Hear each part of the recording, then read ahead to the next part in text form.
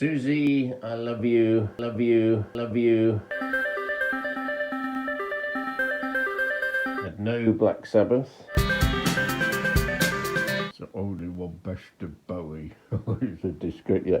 All right. Even a few more No More Heroes. Who's got to put all this away?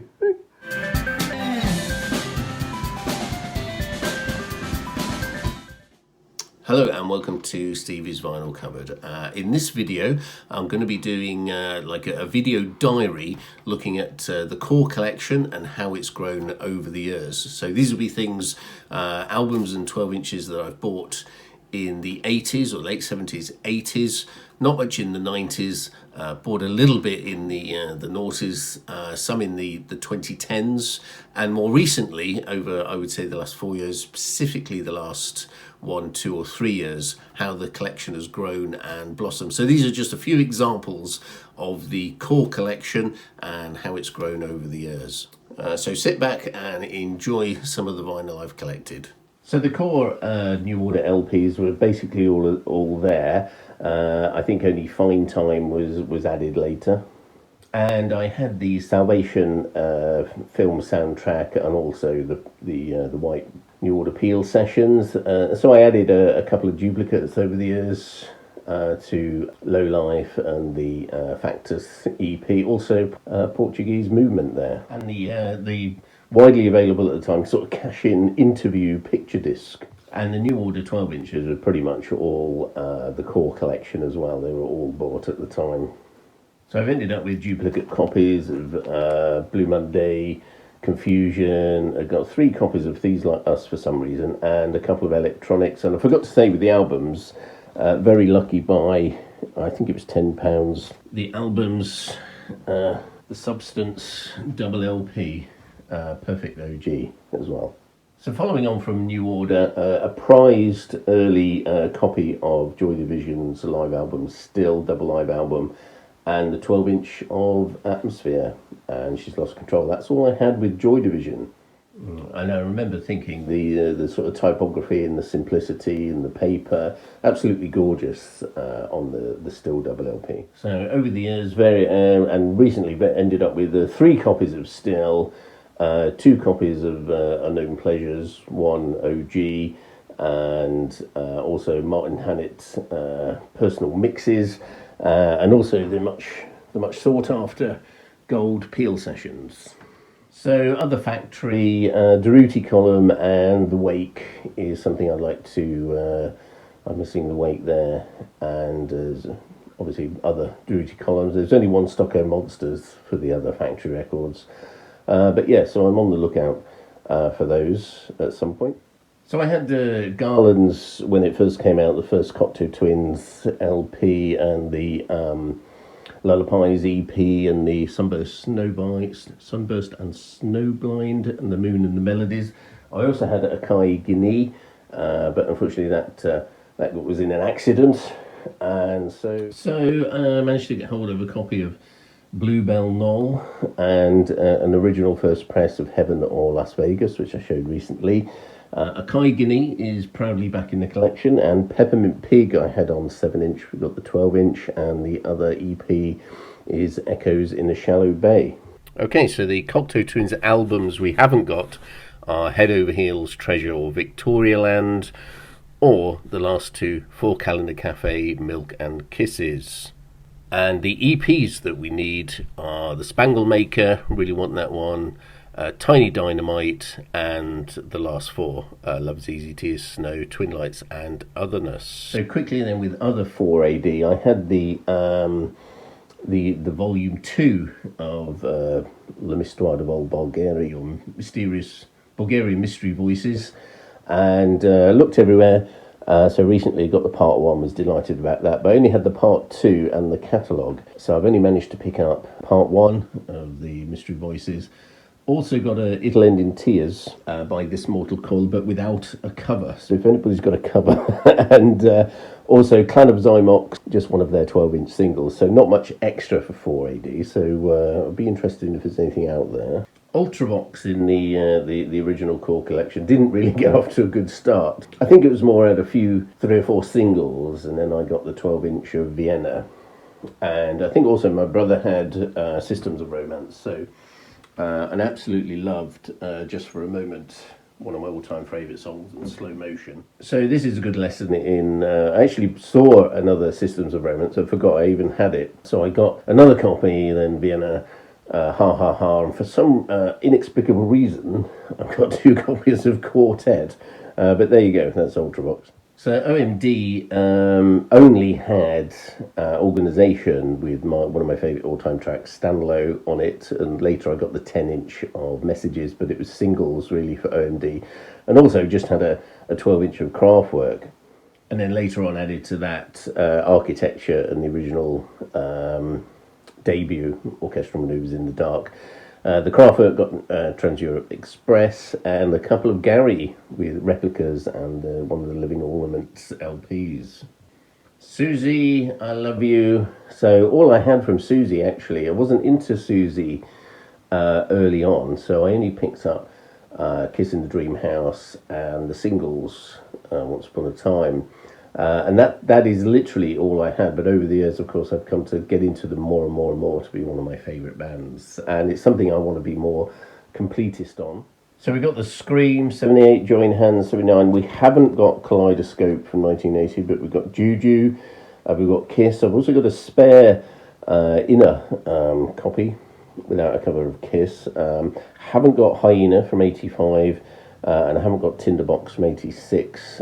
Through Looking Glass, I've got a copy of that.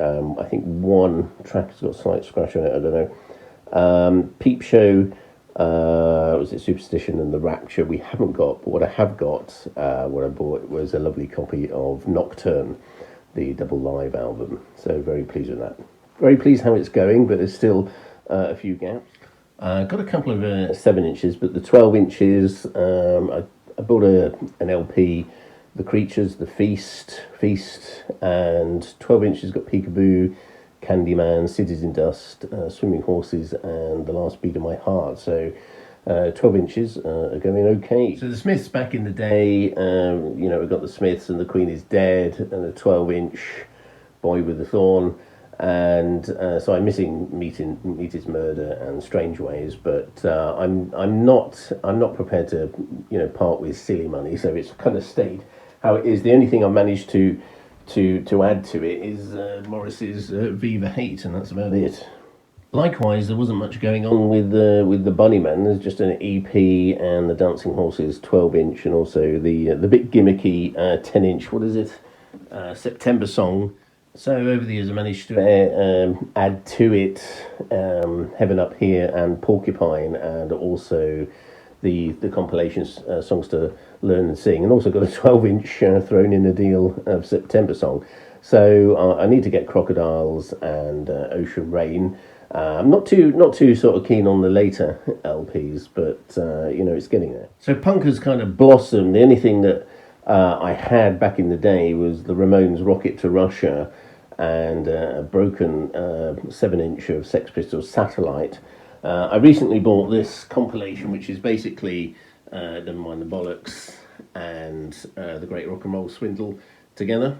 All of a sudden we've got the Clash, and we've got a couple of Crass, Something Envy, and Stations of the Crass, so Crass Not Clash or Clash Not Crass. Stranglers for Black and White, and No More Heroes, and even a few more No More Heroes. Some Killing Joke, a bit of Pill and Bow Wow Wow, other bits and pieces. I didn't have much of Blondie or the Pretenders, so it's grown a bit. Would quite like the Blondie debut, and was Auto American, and like the Pretenders' first 3 or 4, but that's about it. And as for the Police, I had Zenyatta Mondata back in the day, and that was about it. But I think I lost it some along the way, so I've replaced that twice. And I've got a singles collection there, so I'm just missing the first one, Outlandos d'Amour, I think. So that's about it. So that's something that I don't think I meant to be a completist on, but I seem to have picked them up anyway. Again, Tears for Fears, I think I had a couple of singles, Pale Shelter, then got the 12-inch of Pale Shelter, saw that. And then boom, The Hurting, then an original Hurting with the original single, Songs for the Big Chair, and We're Ruling the World. And again, back in the day, original U2 and Joshua Tree. So on the lookout for Boy, got a brilliant copy of Rattle and Hum, love that. And then some 12 inches, no Unforgettable Fire, but I'm sure that'll be easy to pick up. None of the later stuff. Also Daniel Lanois in there as well, which I kind of associate with U2 for some reason. But yeah, so a nice collection going there. And it's the same with things like Simple Minds, a couple of singles, one LP, some 12 inches, and then all of a sudden, and boom. But yeah, quite a few gaps there still. I think I'd like all the early ones up to Street Fighting years, and I suppose while we're with Scotland, there's also a bit of big country as well to bung in there. I mean, The Who needs no introduction. Originally had the Brunswick edition, but it really started off with that when I was about 12 years old. That was basically the Who collection, and then it kind of blossomed into this, and then this, and then this, and then this, into this, with one or two duplicates. With only one or two duplicates. So jam today? Unfortunately, just double jam. Literally hardly any stones except for one LP, but until recently it blossomed into this Floyd, which Pink Floyd. Yeah, get up there. So I had Relics and The Wall, but this is the only. It all started with an OG copy of Dark Side of the Moon. But now look at it. And so it's a burgeoning collection of Floyd. So until recently, had no Black Sabbath, no Led Zeppelin, didn't ever pick up any Hendrix. So only one Best of Bowie. It's a discreet, yeah. All right, so I only had one Best of Bowie in the collection. So we got a bit of Bowie going now. Only ever had the double Doors compilation in Weird Scenes Inside the Gold Mine, and just one more. So that's the Waiting for the Sun. Didn't have any T-Rex or Slade or Glam. Got Roy with the singles there. I got a minute. I got a minute. Come back here. Who's tidying all this a lot away on? I don't know. It's not me. I'm going. Come back here. Oh, this is one album where there's absolutely no filler. None. He even thinks this is signed by the Beatles.